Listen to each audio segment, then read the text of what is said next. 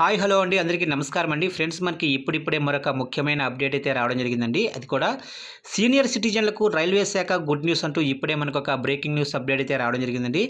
అయితే ఇందుకు సంబంధించిన పూర్తి వివరాలు అయితే మన వీడియోలో తెలుసుకుందామండి. అంటే సీనియర్ సిటిజన్లకు రైల్వే శాఖ ఏం చెప్తుంది, ఆ గుడ్ న్యూస్ ఏంటనేది వివరంగా తెలుసుకుందామండి. వీడియో మాత్రం ఎక్కడా స్కిప్ చేయకుండా చూడండి ఫ్రెండ్స్, అప్పుడే మనకి పూర్తి సమాచారం అయితే తెలుస్తుంది. ఇక ముఖ్యంగా వీడియో నచ్చినట్లయితే లైక్ చేయండి ఫ్రెండ్స్. ఇక లేట్ చేయకుండా వివరాలకు వెళ్ళిపోదాము.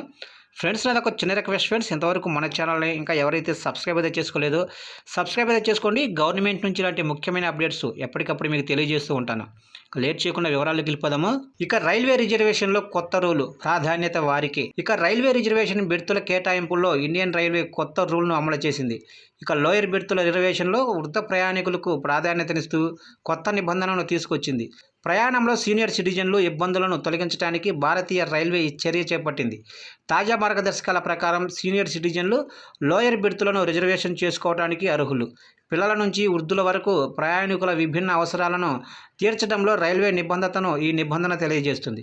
ఇక పైకి ఎక్కలేని వృద్ధులకు లోయర్ బెర్తును బుక్ చేసుకున్నప్పటికీ అప్పర్ బెర్తుల కేటాయింపుపై సోషల్ మీడియాలో లేవనెత్తిన ప్రయాణికుల ఆందోళనకు ప్రతిస్పందనగా ఇండియన్ రైల్వే ఈ నిర్ణయం తీసుకుంది. ఈ సమస్యను పరిష్కరిస్తూ సీనియర్ సిటిజన్లకు లోయర్ బెర్త్ రిజర్వేషన్లు పొందే ప్రక్రియను స్పష్టం చేసింది.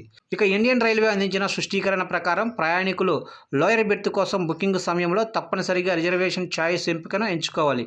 అయితే బెర్తుల కేటాయింపులు లభ్యతకు లోబడి ఉంటాయి. ముందుగా రిజర్వ్ చేసుకున్న వారికి ముందుగా ప్రాతిపదికన లోయర్ బెర్తులు కేటాయిస్తున్నట్లు భారతీయ రైల్వే స్పష్టం చేసింది.